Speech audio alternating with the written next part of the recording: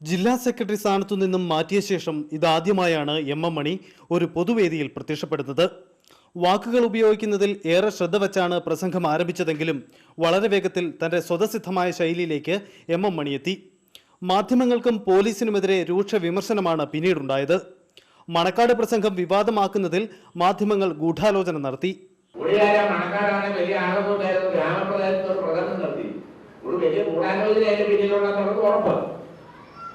പിന്നെ എങ്ങനെ വന്നു, നിങ്ങൾക്കൊക്കെ എങ്ങനെ കിട്ടി, അതിന് പിന്നെ നിങ്ങളുടെ കയ്യിലേക്ക് പൈസ മുടക്കിയിട്ടുമുണ്ട്. പാർട്ടിയിലെ തന്റെ ഇപ്പോഴത്തെ അവസ്ഥയെ എം എം മണി വിശേഷിപ്പിച്ചത് ഇങ്ങനെ: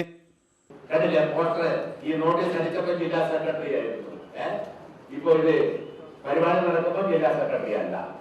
2-4 ദിനം കൊണ്ട് ഒരുവനെ കല്ലിലേറ്റുന്നതും പോവാൻ, 2-4 ദിനം കൊണ്ട് ഒരുവനെ തെണ്ടിയാക്കുന്നതും പോവാൻ എന്ന് പറഞ്ഞതുപോലെയാണ്. പാർട്ടി തനിക്കെതിരെ എന്ത് നടപടിയെടുത്താലും എക്കാലവും അടിയുറച്ച പ്രവർത്തകനായി ഒപ്പമുണ്ടാകും. തന്റെ സഹപ്രവർത്തകരിൽ ചിലർക്ക് താൻ ഒരു അസൗകര്യമായിരുന്നുവെന്നും എം എം മണിയുടെ ഒളിയമ്പ്.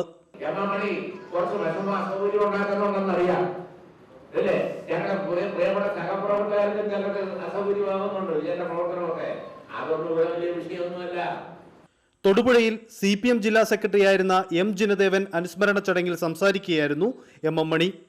India Vision, Idukki.